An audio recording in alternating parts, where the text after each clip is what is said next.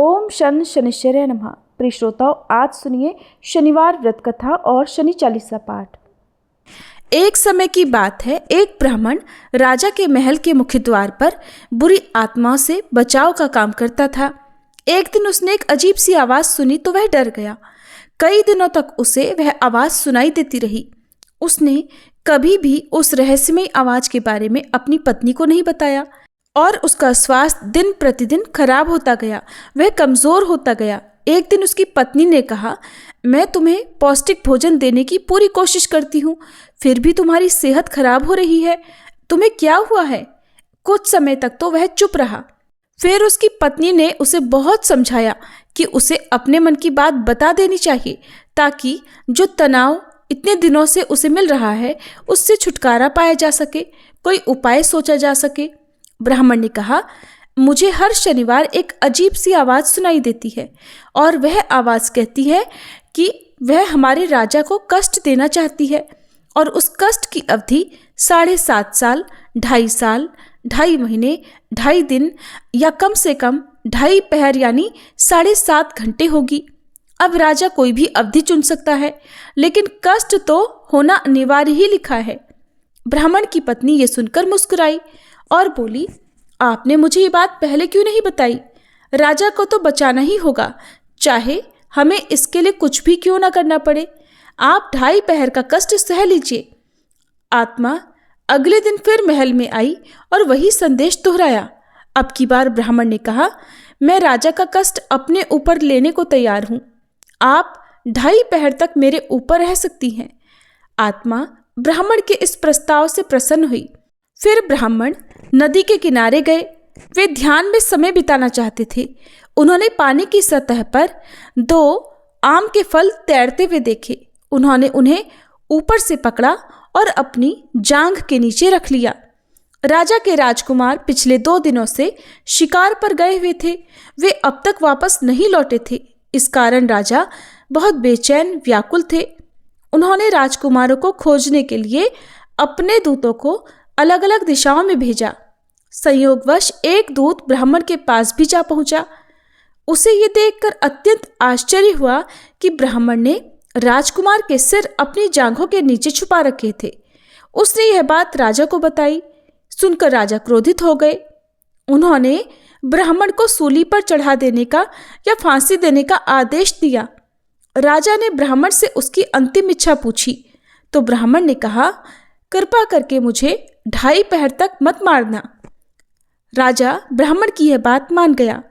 निर्धारित समय समाप्त होने पर ब्राह्मण के अंत की उसे सजा देने की व्यवस्था कर दी गई। ब्राह्मण का सिर गर्म लोहे की तलवार से काटा जाना था। जैसे ही वधकर्ता ने ब्राह्मण पर आक्रमण किया, वह गर्म तलवार टुकड़े टुकड़े हो गई। वधकर्ता ने अब की बार गर्म चांदी की तलवार उठाई और वह तलवार भी ब्राह्मण की गर्दन को छूने से पहले ही टुकड़े टुकड़े हो गई। वधकर्ता ने गरम सोने की तलवार निकाली और अब की बार ब्राह्मण का सिर काटने का प्रयास किया। तीसरी तलवार का हाल भी कुछ ऐसा ही हुआ।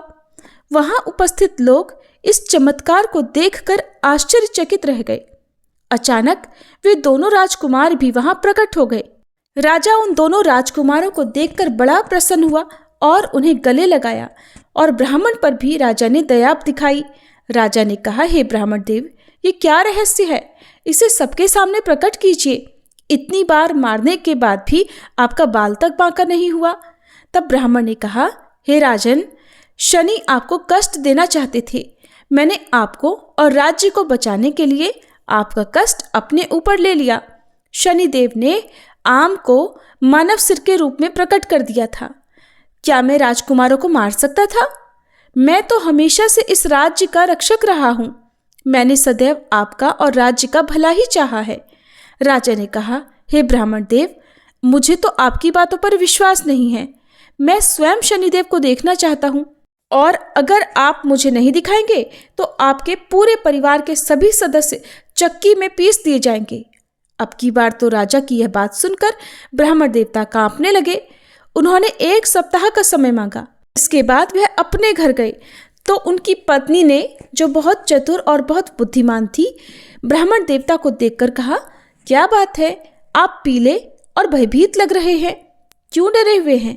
ब्राह्मण देवता ने कहा, भाग्यवान, शनिदेव ने ही मुझ पर यह कष्ट डाला है। मैं तो तुम्हारी सलाह मानकर पहली बार बच गया। अब अगर मैंने शनि ग्रह को राजा के सामने प्रकट नहीं किया तो हम सब चक्की के पहियों के नीचे कुचल जाएंगे। ब्राह्मण की पत्नी ने कहा, धैर्य रखो, आपने एक नेक काम के लिए अपनी जान जोखिम में डाली है। शनिदेव हमारी सहायता अवश्य करेंगे। ब्राह्मण ने चैन की सांस ली। तब उनकी पत्नी ने कहा, राजा से कहो कि आने वाले शनिवार को वह सुबह जल्दी उठे। शनिदेव काले पर्वत के नीचे काले घोड़े पर सवार होंगे। वे तेल से भीगे हुए काले कंबल से ढके होंगे। राजा उनके दर्शन कर सकते हैं। अगले शनिवार को ब्राह्मण राजा को काले पर्वत पर ले गए। एक काली परछाई काले घोड़े पर सवार थी। राजा ने पूछा, तुम कौन हो? शनिदेव ने कहा, राजन, मैं शनि हूँ। मैं गरीबों और राजाओं दोनों को एक समान रूप से कष्ट देता हूँ। मैं किसी में कोई भेदभाव नहीं करता। राजा ने कहा, तब शनिदेव हम आपके प्रकोप से कैसे बच सकते हैं?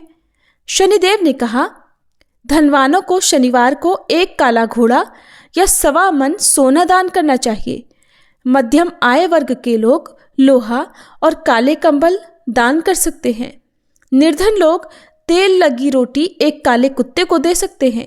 और भी निर्धन लोग एक पीपल के पेड़ में जल अर्पित कर सकते हैं और पीपल की जड़ में थोड़ा गुड़ रख सकते हैं। पेड़ को कच्चे सूत या कच्चे धागे से लपेट सकते हैं। सुनकर ब्राह्मण देवता ने कहा, हे शनिदेव, आप कृपया हमारे राजा को कष्ट मत दीजिए। राजा पर आपका प्रकोप अगर हुआ तो वह हमारे नगर को भी प्रभावित करेगा। हे शनिदेव, मैं भविष्य में भी आपके अन्य प्रकोपों को सहन कर सकता हूँ। शनिदेव अचानक अपने काले घोड़े के साथ गायब हो गए और उधर राजा अपने महल में वापस लौट आया। अब वह ब्राह्मण से बहुत प्रसन्न था क्योंकि उसने साक्षात सब कुछ अपनी आंखों से देखा था। जब ब्राह्मण की पत्नी ने सारी घटना अपनी पत्नी को बताई तो सुनकर वह भी बहुत प्रसन्न हुई और इस प्रकार से राजा भी शनिवार के नियमों का पालन करने लगा। अब तो उसने पूरे राज्य में घोषणा करा दी कि हर कोई अपनी सामर्थ्य अपनी श्रद्धा के अनुसार शनिदेव का पूजन किया करे ताकि शनिदेव के प्रकोप से बचा जा सके। आइए अब आपको शनिदेव की दूसरी कथा भी सुनाते हैं। एक बार की बात है कि सभी नवग्रहों में, जिनमें सूर्य, चंद्र, मंगल, बुध, बृहस्पति, शुक्र, शनि, राहु और केतु में विवाद छिड़ गया कि इन सब में बड़ा कौन है। सभी आपस में विवाद करने लगे, लेकिन कोई निर्णय न निकलने पर देवराज इंद्र के पास वे निर्णय कराने पहुंचे। सभी ग्रहों को अपने सामने उपस्थित देखकर इंद्रदेव घबरा गए। फिर उन्होंने निर्णय करने में अपनी असमर्थता जताई, परंतु उन्होंने ये भी कहा, इस समय पृथ्वी पर राजा विक्रमादित्य का राज है, जो कि अति न्यायप्रिय हैं। वे ही इसका निर्णय कर सकते हैं। तब सभी ग्रह एक साथ राजा विक्रमादित्य के पास पहुंचे और अपना विवाद बताया, साथ ही निर्णय करने के लिए भी कहा। राजा विक्रमादित्य इस समस्या से चिंतित थे, क्योंकि वे जानते थे कि जिस किसी को भी छोटा बताया वही क्रोधित हो उठेगा। तब राजा को एक उपाय सूझा। उन्होंने स्वर्ण, रजत, कांस्य, पीतल, शीशा, रांगा, जस्ता, अभ्रक और लोहे से 9 सिंहासन बनवाए और उन्हें इसी क्रम से रख दिया। फिर उन सबसे निवेदन किया कि आप सभी अपने अपने सिंहासन पर स्थान ग्रहण करें। जो भी अंतिम सिंहासन पर बैठेगा वही सबसे छोटा होगा। इसके अनुसार लौह सिंहासन सबसे बाद में होने के कारण शनिदेव सबसे बाद में बैठे तो वही सबसे छोटे कहलाए। अब शनिदेव को लगा कि राजा ने ऐसा जानबूझकर किया है, तो वह क्रोध में आकर राजा विक्रमादित्य से बोले, राजा, तू मुझे नहीं जानता। सूर्य एक राशि में 1 महीना, चंद्रमा 2.25 दिन, मंगल 1.5 महीना, बृहस्पति 13 महीने, बुध और शुक्र 1-1 महीने विचरण करते हैं, लेकिन मैं 2.5 से 7.5 साल तक रहता हूँ। बड़े बड़ों का मैंने विनाश किया है। श्री राम की 7.5 आई तो उन्हें वनवास हो गया।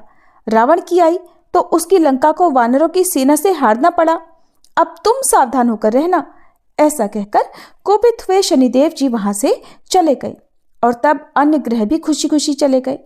कुछ समय बाद राजा की 7.5 आई। तब शनिदेव घोड़ों के सौदागर बनकर वहां आए। उनके पास कई सारे बढ़िया घोड़े थे। राजा ने यह समाचार सुनकर अपने अश्वपाल को अच्छे घोड़े खरीदने की आज्ञा दी। उसने कई अच्छे घोड़े खरीदे और एक सर्वोत्तम घोड़े को राजा की सवारी करने दे दिया। अब जैसे ही राजा उस घोड़े पर सवार हुए, वह घोड़ा सरपट वन की ओर भागा और घने जंगल में पहुंचकर वह अंतर्ध्यान हो गया। अब राजा भूख प्यास से भटकते रहे। तब एक ग्वाले ने उन्हें पानी पिलाया। राजा ने प्रसन्न होकर उसे अपनी अंगूठी दी और वह अंगूठी देकर राजा अपने नगर को चल पड़े। वहां उन्होंने अपना नाम उज्जैन निवासी वीका बताया और वहां उन्होंने एक सेठ की दुकान में रुककर जलपान किया। कुछ देर रुककर आराम भी किया। भाग्यवश उस सेठ की उस दिन खूब बिक्री हुई।